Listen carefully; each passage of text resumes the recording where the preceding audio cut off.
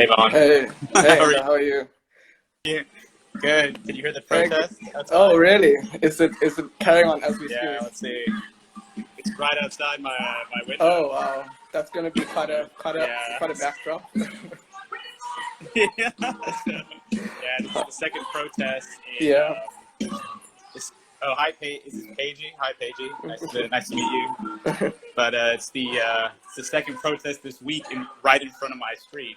So I live, on a quiet street, on 88th Street, and so yeah, they're everywhere That is in New wow. York, That's something. Yeah. I was just gonna ask how are things in New York right now, but I think that kind of speaks for itself. Yeah, you're looking at it. So like people are on the streets every day. Yeah. Literally. Yesterday was a holiday here, Juneteenth, which commemorates the freeing of the slaves in 1865. Right. And there were protests then. I think they're going to be protests all weekend. I suspect there'll be protests until the end of the year, through the election. So I think so in November. Very interesting. Yeah. So should we kick it's gonna off? be wild. Yeah. So if it gets too loud, let me know. But otherwise, No. I'll Okay. just, can you hear it or? No, I can hear it faintly, Yeah. but it's not too distracting. Yeah. Okay. Okay, good. Great. Okay, good. If it gets distracted, let me know. Yeah, okay, will do. So welcome everyone who is viewing the live story or who will view the live story at a later date. This is the first ever Human Rights Pulse Instagram takeover. My name is Vaughn Rajah. I'm one of the Human Rights Pulse team members, and I'm joined today by renowned business and human rights lawyer and one of the co-founders of Human Rights Pulse, Mr. Inder Comar. So thank you very much for joining me, Inder. Yeah, Vaughn, great to be here.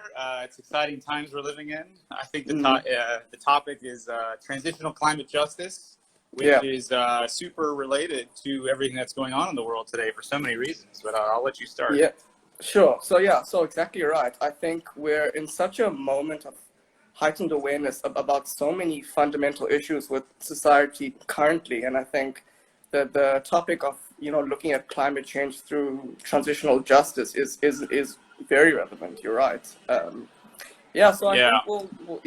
think we'll start the discussion off by sort of just discussing, because I think, well, I hope most people that will view this story have an understanding or high-level understanding what climate change is and why climate change is an important issue. But I think fewer people will understand what transitional justice means and how that could be applicable to the climate framework. So I think I'll just kick off with just a brief look at what transitional justice means to me, and then you can jump in with your thoughts. Yeah, that sounds great. And then whatever you think in terms of opening up for questions or whatever. But yeah, that's fantastic. Yeah, I guess people can submit their questions as we go along, and we can answer them if you feel you want to answer them as we go along, or we can leave some time at the end as well. Okay, that's great. Yeah. Hi, everyone. I just want to say welcome to everyone who's joining us. We have quite a few people joining the live, which is very exciting. As Vaughn mentioned, this is the first time we're doing this, so I didn't know who was going to show up, or I was kind of expecting me and Vaughn to just have a catch up, But it's great that there's a lot of people here.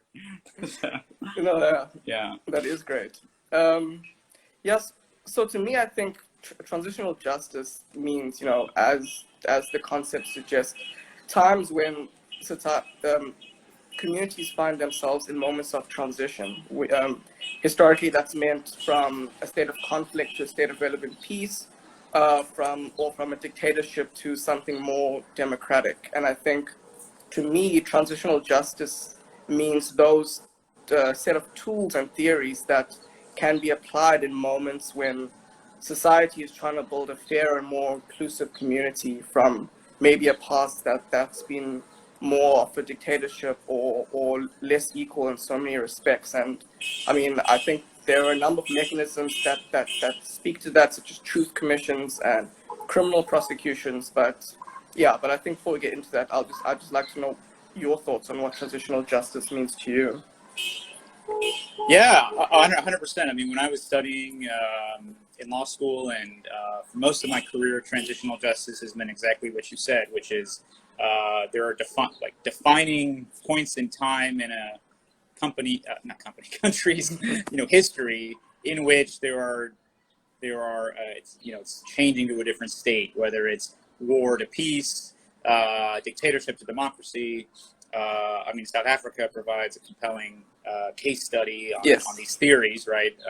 From apartheid to a system of non-apartheid. I suppose the U.S., in 1865 through about 1877, Reconstruction, was a period of transitional justice in this country that was largely a failure, I think most people would say. But yeah, and in the climate context, there is now this growing concept of a just transition, which I think is very interesting because it touches a lot on a lot of these themes, but they're coming at it from a different context where there isn't necessarily a war that's ended, or there isn't necessarily a major governmental transition. But people, there is a sense and a need that there does need to be a transformation with respect to how we live our lives. And so I think you see that that's kind of emerging, I think, slowly but surely. And you see this concept of the special rapporteur for the Human Rights Council, the special rapporteur for for poverty. I want to say this has just had a call for inputs from civil society about the just transition. So this is really this concept of the just transition is really now part and parcel of the international human rights discourse, international law, and it's interesting to see that emerge with transitional justice. So, but I guess it's different because transitional justice, we're really talking about legal mechanisms, court, handing out like bowls of hot steaming justice to people who are hungry for it. And with a just transition, we're talking more about, I guess, economics, environmental policy, certainly more whole scale or holistic transformations, not necessarily focused on the injustices of the past. So I guess they are distinct, and I do want to keep them separate. But that's kind of what that means to me.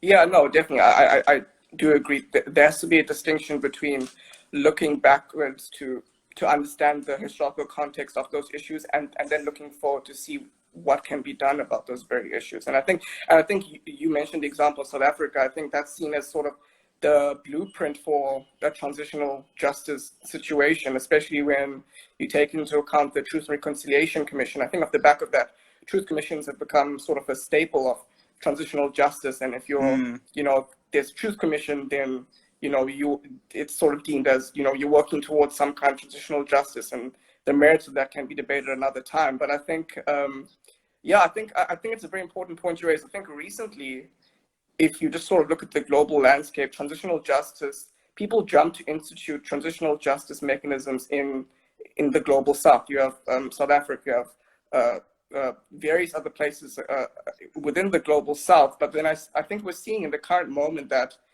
I think these kind of mechanisms are sort of direly needed in the global north as well. I think it's very important for these societies.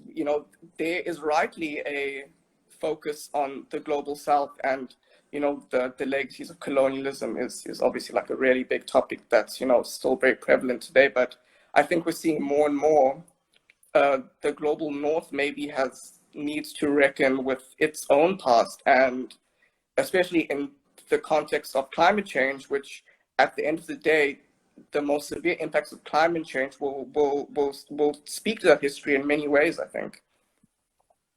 Yeah, 100%. For me, climate change is a form of colonialism, right? We are still dealing with governmental forms of colonialism, and I view the struggle against climate change from the global south or within the global north as an anti-colonial struggle. That's how I view it, because the countries of the global north are the ones that have set up corporations that have contributed overwhelmingly, historically and currently, to the climate crisis. Overwhelmingly, right? We're talking 70-80% of emissions that we need to deal with are global north corporate emissions. So, and they've done that to create their economies, to dominate, power, to dominate international relations. So I think they are inseparable.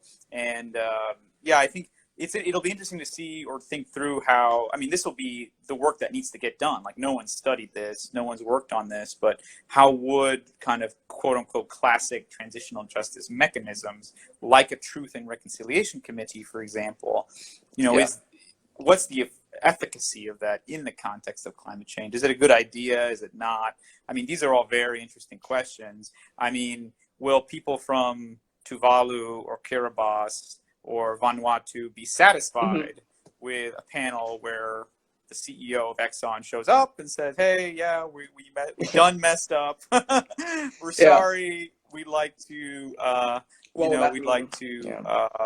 and like, what is that going to mean to anybody?" So I think that's So there's a question. Do you mind explaining the relationship between climate change and colonialism? Yeah. So in my head, yes, the relationship is that the globe. So there are we want to talk about historic emissions and current emissions. So historic emissions are emissions that have basically started taking place in the 1700s, right, with coal, right? So burning of coal. I mean, humans have been producing emissions and carbon for most of human history. I mean, every time the Roman Empire felled a forest and used those trees to burn it, to burn trees or create ships, you can actually trace that now in the emissions record.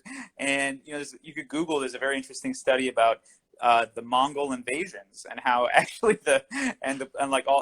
Europe was depopulated a lot in the Middle Ages because of Mongol invasions or the plague or whatever it was. And you can actually, there's studies showing that the climate emissions dropped right during those periods. And I mean, we're talking pretty low level in the sense that there were only 100 million people on Earth and whatever it was. But it's a very historical phenomenon. It's not something new. Yeah. But starting in the 17th century or 18th century, people started. I mean, Industrial Revolution is when you see emissions skyrocket, and you can look. There are studies where they look at historic emissions. Which countries of the world have just produced the vast majority of carbon or greenhouse gases? And it's the historical, the colonizers, right? So, and it makes sense because you would use those resources to build your fleets, to build your armies and military forces, your economic power to go out and exploit other countries.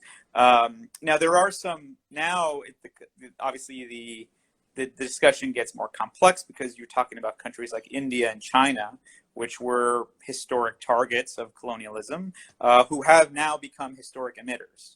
And that becomes part of the dialogue in terms of, and you see this actually in the 1990s during the Kyoto Protocol negotiations, which came out of the UNFCCC climate change framework.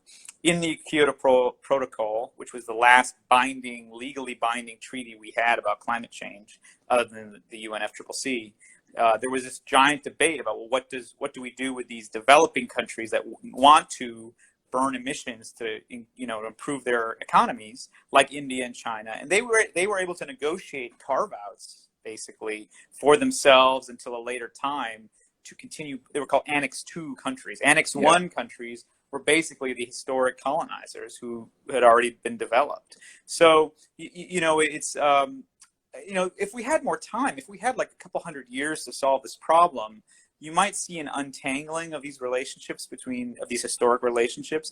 But now the problem is we're effectively out of time, and the poorest and weakest countries on Earth today will be the ones to suffer the first. And maybe it won't be the same colonizers as it was 100 years ago who will be effectively taking advantage of the situation, but it will be a situation where there will be incentives for powerful countries to exploit the weak countries once more. I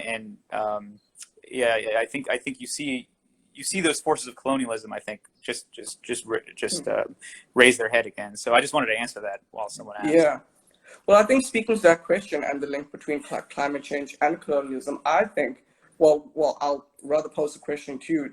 Do you not think that could be the benefit of a Truth Commission? And by a Truth Commission, I envision something on a global scale. So if you look at something like a UNFCCC-led Truth Commission on climate change, so that there is in the international system a historical record, and it doesn't just have to be CEOs of major emitters now. It could be leaders of communities that are already suffering from climate change, or, you know, scholars and people, you know, and, you know, there could be a high level panel involved. But I think, you know, that's historically is one of the benefits of truth commissions. If you look at the South African Truth and Reconciliation Commission, which has its own criticisms, but I think ultimately, at the end of the day, at the very least, there is a history recorded there that you can go look at. You know, regardless of where do you think how much that has helped South Africa transition, at the very least, there is kind of high level recording of what exactly happened during apartheid, in the same way that there could be some high level recording of how we've got to where we are now in terms of emissions and climate change, you know, globally. Well, that is a fascinating question, and I would like to. I mean, I don't know. I don't know. I mean, I think that boils down to the question of what is the efficacy more generally of truth and reconciliation commissions. And I hear what you're saying, that there is a record. If nothing else, there is a historical record. I guess I'm a little cynical in the sense that in the United States, we have been dealing with historical injustices for hundreds of years that have never gone away, right? And we've had our share. We haven't had truth and reconciliation committees, but we've had Senate reports and congressional hearings, and they're not formal institutional frameworks, but there have been mechanisms that have, I think, adequately documented the factual record of those injustices, and there hasn't been any change. And I think what in the United States, what we're witnessing is that sometimes these committees, so to speak, become a cover by the powerful to say, well, this is what we're going to do, and it effectively becomes toothless. And so my concern is that if we went that route, that it wouldn't prevent any further injustice. It would just be the way for powerful interests to say, this is the limit of what quote unquote accountability we're going to face. Yeah. That's fine, and then you're not really changing anything. And I think that again, if we had hundreds of years, I think that this is the real question, is if we had hundreds of years to solve this problem, right, maybe that slow evolutionary development is something that people would be more willing to tolerate in terms of an intergenerational project of reducing inequality. But the fact of the matter is like, we are out of time. The Titanic has hit the iceberg, right? So I don't know. I think when you're in that type of situation, the consequences become quite literally more drastic and more profound in terms of, in 10 years' times, there will be people leaving their countries, like in the small South Pacific in particular. There will be people. There will be the mass migrations of this century will commence imminently. And I mean, 10, 15 years is not a long time away. And my concern is that while the UN or countries are setting up this committee and detailing facts, like the plight of those real people with real families and who had real futures, living in camps for the rest of their life, or in refugee camps, or detention camps. I mean, name your camp, right? Or that'll just be continually ignored in the same way that their plight to the present has been ignored. So I would defer that question to you, honestly. I don't have a lot of background, but in the efficacy of what happened in South Africa in particular, I can speak to the American experience. But the American experience leaves me very cynical about a committee or a reconciliation kind of process, because there has not been reconciliation in the United States, and it too often those mechanisms have been used as a cover to perpetuate continued exploitation. Yeah, no, definitely. I think I'll link that discussion to sort of a few other transitional justice mechanisms. I think, the Truth and Reconciliation Commission here has not led to reconciliation here at all either.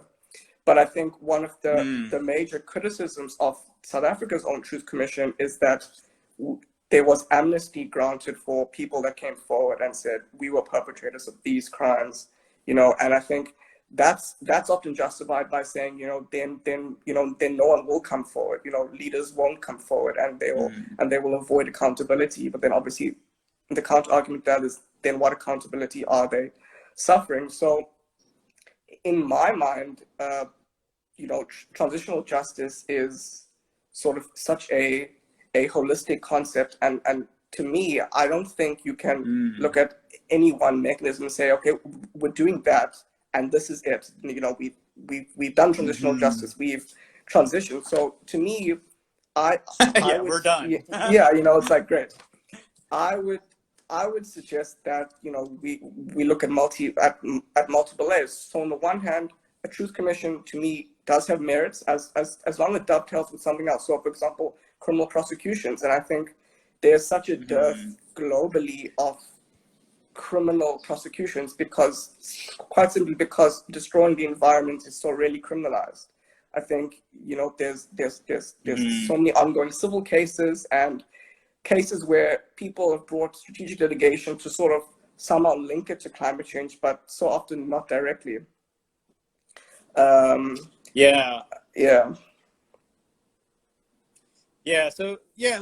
let's continue that dialogue. I mean, there's a question in the chat from Ariana. Yeah. Hi, Ariana. Says, Hi, Ariana. could upcoming political transition in the U.S. help bolster the ability of exploring truth and reconciliation? It could. I mean, I lived through one transition already like this, which was George W. Bush leaving office, Obama coming to power, and there being a lot of hope, literal hope. I mean, he ran on this one word, hope, for some type of transitional justice. I think he would call that. I think he would call it transitional justice. I mean, Bush had engaged in wars of aggression. He had tortured. There was a lot of criminal wrongdoing that took place, and there was hope that there would be a transitional moment, and that never happened. And in fact, there's a very famous interview where Obama said he wanted to look forward. He didn't want to look backwards. This is what he literally said. Yeah. And he was not. He announced that they were not going to continue to torture, but that they were not going to really look into what happened. And that was it. So, and my big fear about assuming that Biden can win, which I have doubts about. I mean, that's a whole other conversation. But and not because I don't think he's popular. I think Trump is very unpopular. But the system is. Trump has been. I think they planned this election, and what's going to happen. It's a very scary moment, actually, in American history. But assuming Biden can win, and my fear is that he's going to adopt the same philosophy, which is that it's time to look forward. Forget about what Trump did. There's a new sheriff in town, and we'll manage. And in addition, I think both parties.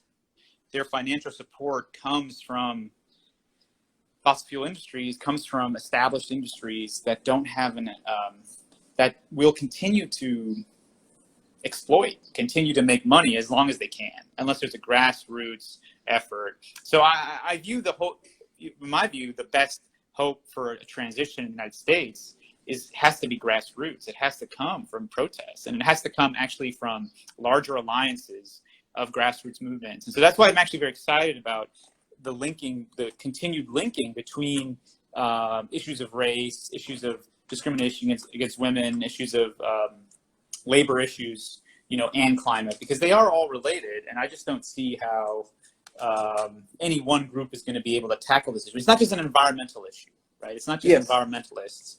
It has to be, I think, a total grassroots unified movement in solidarity. So yeah, that would be my concern with relying too heavily on one man like Biden, or one administration, or one group of people like his administration, because I don't think they have the right incentives, and I'm actually really, really worried that that even as things get so much more obviously worse, that they will just continue to keep fanning the flames of kind of climate breakdown, because they're sheltered, they're wealthy, they're not going to feel the effects. They're not the ones who have to pick up and leave just quite yet. So yeah, I think that is a giant concern. Yeah, I think one of the major criticisms from I guess people that I would consider to have the right ideas about these things is that so often leaders look at problems as if the world began like 10 years ago, and this is how it's always been, not as if it's some kind, this is a deliberate system that's been developed over the last 300, 400 years to place us in the position we are now. And I think it's so important that we have that historical context, because like you say, it's sort of unlikely that if we just go about doing what we're doing, but simply replacing presidential candidates in whatever country, the situation is very unlikely to change. So I think looking backwards and placing things in a historical context so we can understand the threads of where we are today, even if it's related to not just climate change, but related things like gender-based violence and race relations. I think it's so important that things are placed in their historical context, so then we can look forward to say, okay, how do we restructure the system? Because it's not simply a question of, as you say, replacing the guy at the top. It's something that should be that should be bottom up as well, not just top down. It should be something that's related to grassroots movements, so that we can look at things holistically. And to me, that's what transitional justice speaks to in many ways. It's sort of not looking at things from one perspective, but looking at its various layers that have led to the current situation. So I think that, yeah. I mean, if you could wave a magic wand, what type of transitional justice mechanisms would you want to consider when you're looking at climate change?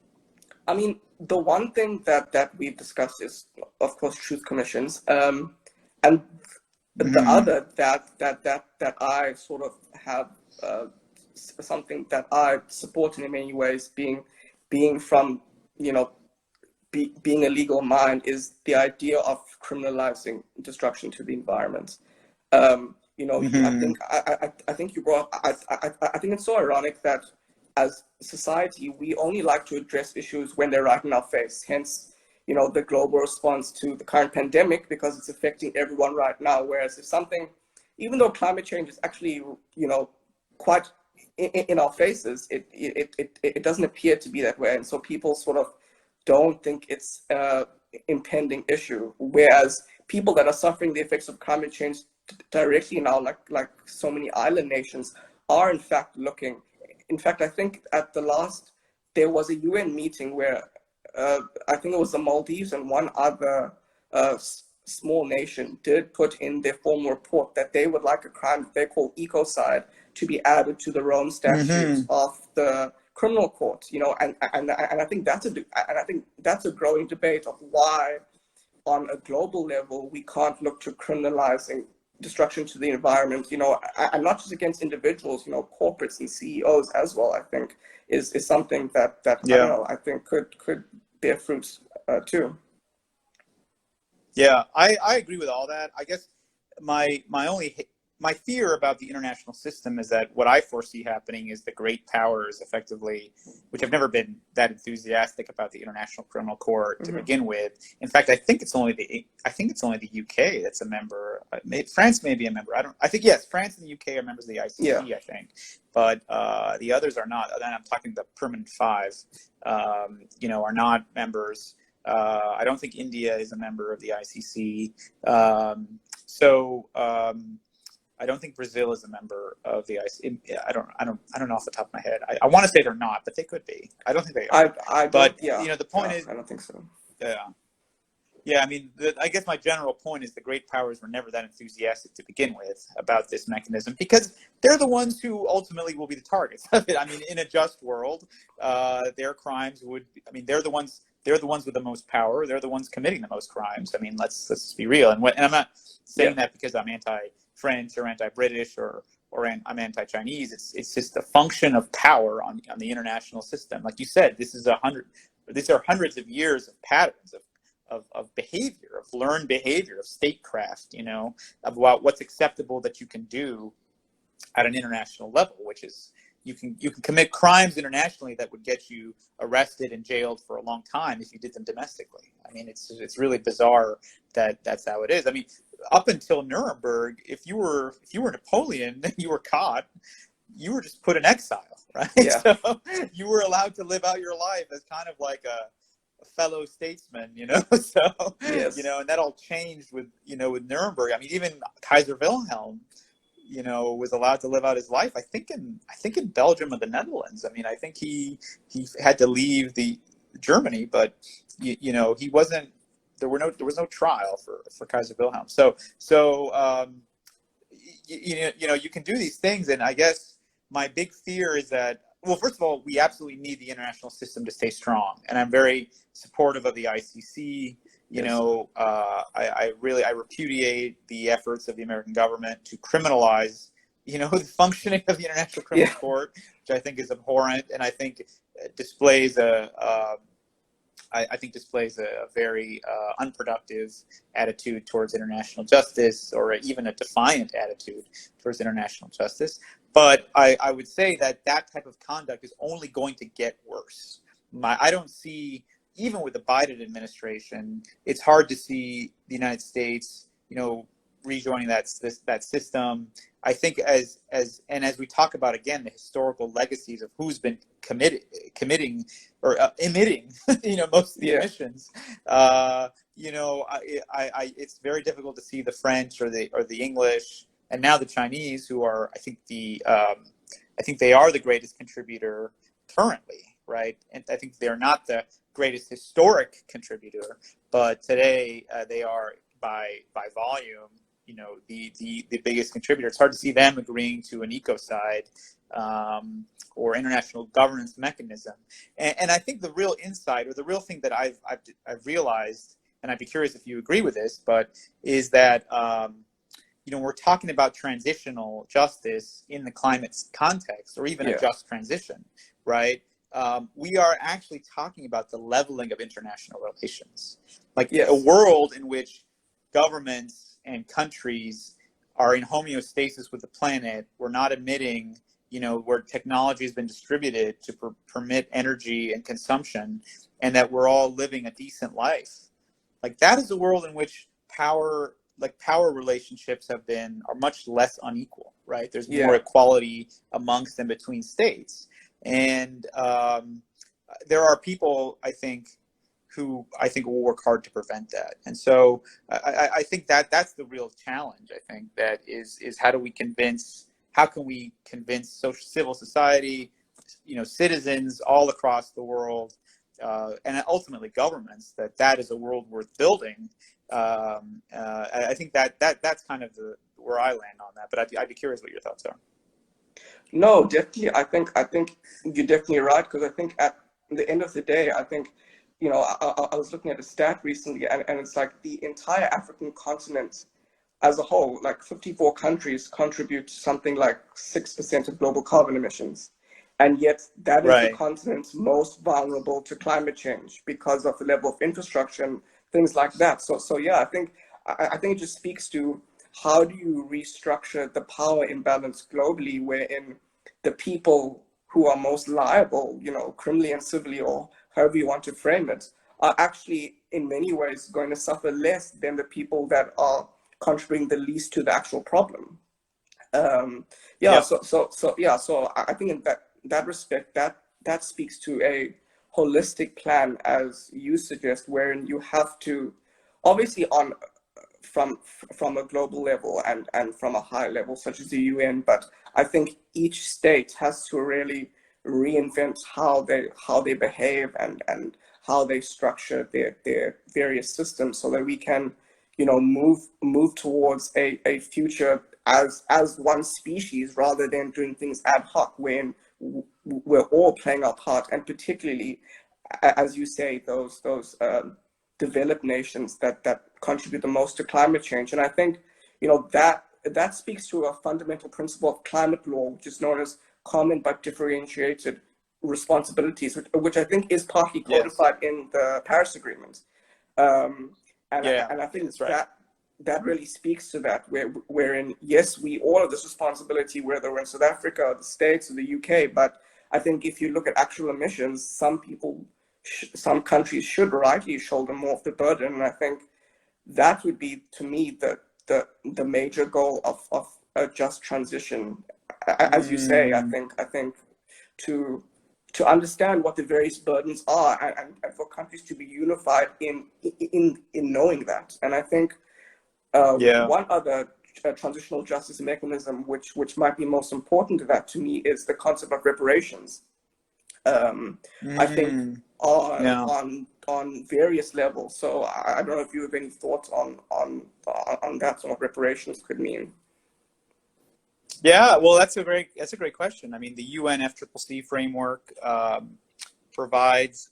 requires this, like you said, this common but differentiated responsibilities principle, and it also incorporates this notion of assisting. The developed countries have a legal obligation to assist poor countries in preparing for the climate crisis effectively, which they have not done, right? Yeah.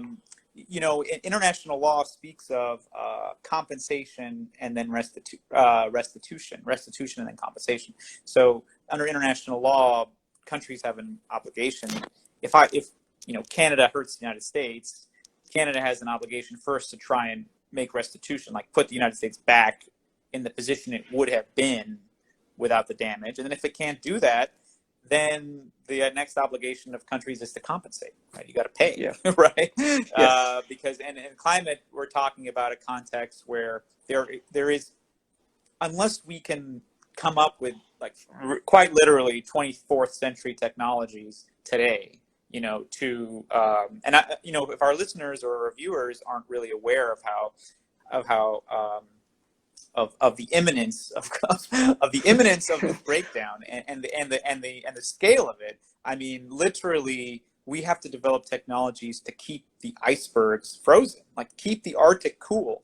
We have to come up with technologies to de-acidify the ocean, or to at least limit the levels of acidification currently taking place in our ocean. The ocean is becoming more acidic because it's taken in most of the carbon emissions, right? Like the ocean has just like soaked up. That's not the correct scientific term for it.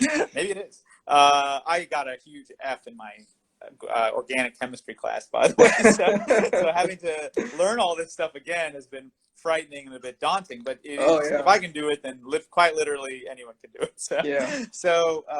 But yeah, I mean, there is a level of global destruction that there's already a certain amount of warming that is inevitable, right? And that there's already a certain amount of sea level rise that is inevitable. No matter how hard, even if we started this thing today, and by started this thing, I mean this just transition, this transitional justice framework. And we also have to invent technologies that don't exist yet to remove carbon at scale. So every single IPCC report that assumes we can stabilize the climate at 1.5 degrees Celsius of warming assumes this technology that does not yet exist, that we can implement at scale to remove carbon from the atmosphere. And so, like, the way to think about it is like you have this bathtub, and you have you turn the spigot on, and the tub is filling up with water. It's not enough. We should turn off the spigot. That's the first thing you do, 100%, right? But that's going to carbon zero. That's what carbon zero means. It's like we're not putting any more emissions in the atmosphere. But then you still have this tub that's filled with water, right? So it's not enough. The problem isn't just carbon zero. Now you actually have to remove the carbon, these emissions, these greenhouse gases, in order to keep the planet cool, because they will, carbon dioxide will last in the atmosphere for 1,000 years, I think it is, acting as a blanket, keeping the atmosphere warm. Or warming the earth, or trapping in solar radiation, like is literally what it does. And then that keeps in, that operates to keep the planet warm. So there is all sorts of things that have to happen this century, like in the next 30 years, that have to happen to maintain. And I think one final thing I would say is that humans have never lived on a planet that's warm before, ever. Humans have been around as a species for about 300,000 years, 200 to 300,000 years. I think there's a debate about that. But the planet has always been much colder. We evolved as a species on a colder planet, and we have never lived on a planet that is this warm. So this is also unprecedented. From a Darwinian perspective, like from a perspective of evolution. what we're going to experience in the next century is literally unprecedented from a human evolutionary perspective. And there's no guarantee that humans will adapt. I mean, like, it's literally Darwin. You go back to Darwin. Species that can adapt will survive, and the species that cannot adapt will die. Right. Yeah. So that's what lays ahead. And I mean, I got stuck on this tangent of how bad it is, but I think going back to, like, I think, yeah, but in terms of what you were, I mean, we got to that because I think it was a preface to the other question, which is like what the mechanisms, or we were talking about. What was the original question? I mean, what would reparations look like in the climate context? What would reparations look like? Yeah. I mean, if you preface that with saying, I mean, yes, we can. I mean, the technology doesn't exist, so where do we start exactly? And I think, just quickly, for maybe some of our viewers that don't understand, as you say, how very imminent the climate threat is. I think, I was reading a report yesterday that said, essentially, if we want to mitigate properly, never mind solve, and I think a lot of people talk about solving the climate crisis. Solving implies we're gonna complete it, and we're gonna go back to how things were prior. And I think at this point we're looking at mitigation. I think much like the coronavirus pandemic, society is not going to go back to the way it was before. That's not the goal of what people that talk about climate justice talk about. I think what we talk about, I mean, if you look at the most progressive reports, say we have 6 months in order to properly combat or put in place measures, even if societies will start feeling the effects within the next decade. The window to start making these decisions is coming down to months and years. And I think the goal is now to mitigate rather than solve, and then try to adapt how we behave, in terms of, like you say, developing new technologies and reconstructing where we live, because I think people living on the coast won't be able to within a few years. That's 100% right. Yeah, and like, to that point, long before the waters inundate an area, rising sea levels will make the soil unstable. They'll infect the water tables so that you can't get fresh water anymore. That all happens years before, like, the water formally envelops an island, so to speak, or envelops a coastline.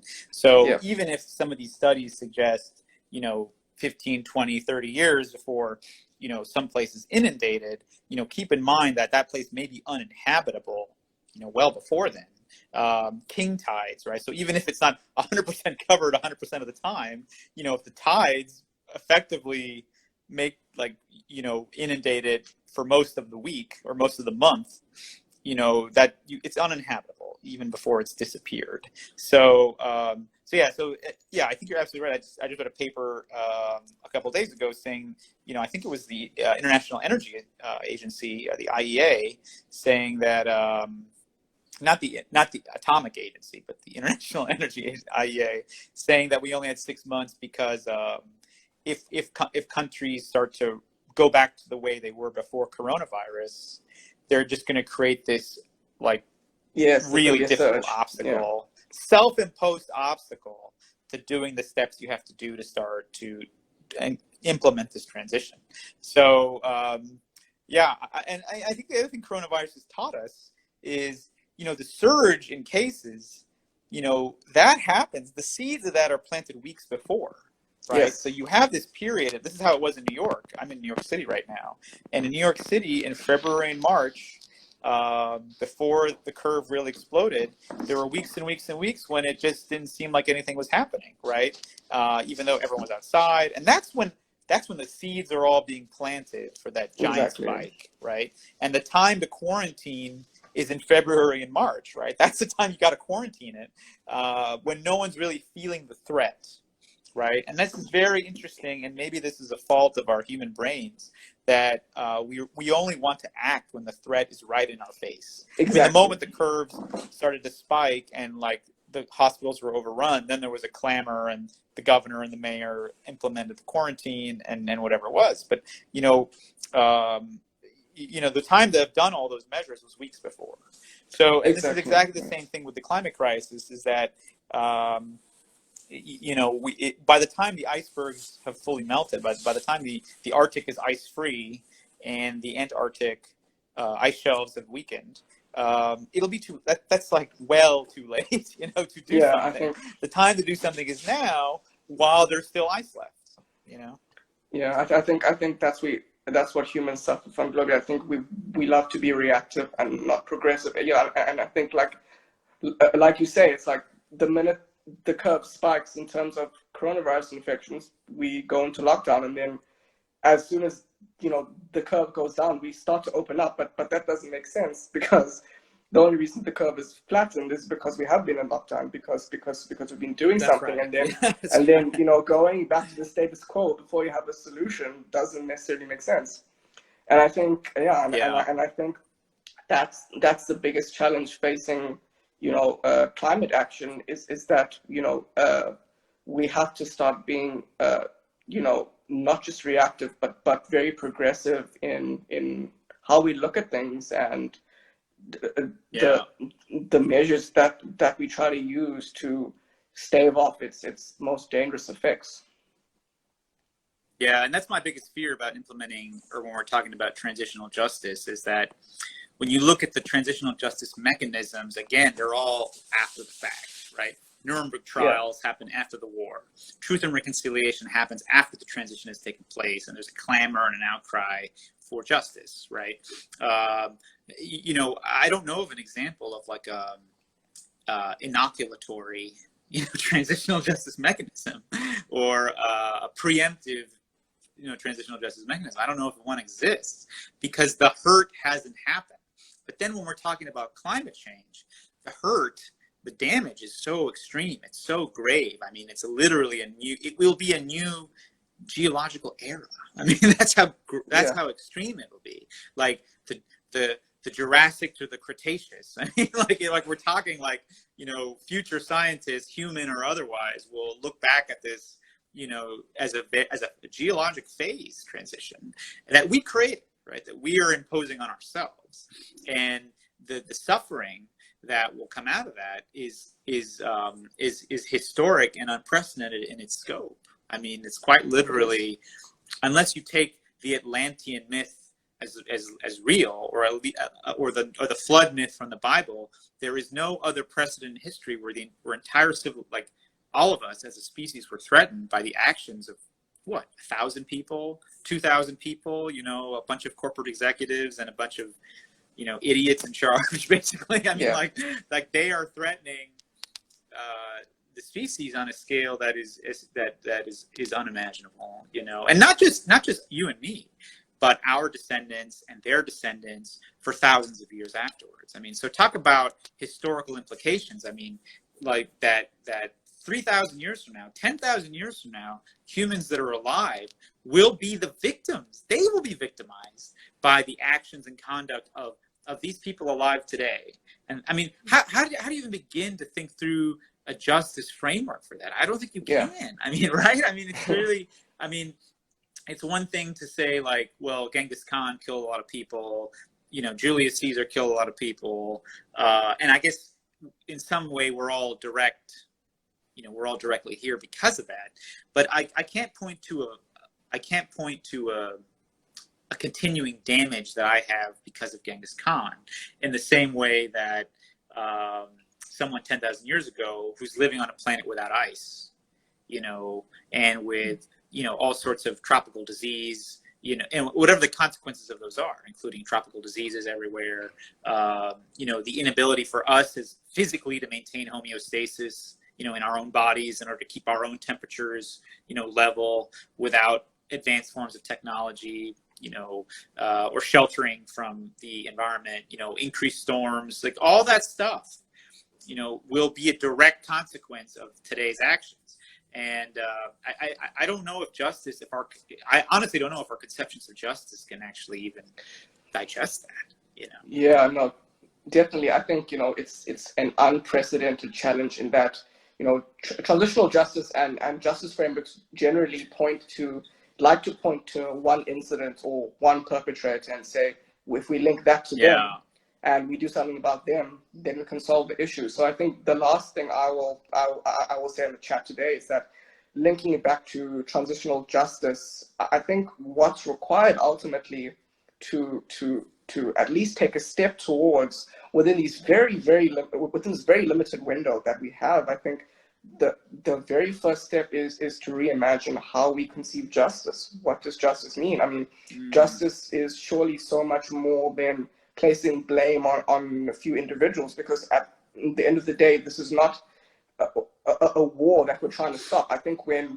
people use war metaphors to talk about climate change or the coronavirus pandemic, it's so misleading, because it's not some singular enemy that we're trying to fight and then trying to bring to deliver justice to. I think it starts with reimagining how we conceive justice and then looking at it at a holistic level. Yes, people should be held accountable. There should be some form of responsibility for corporates, for governments, for leaders.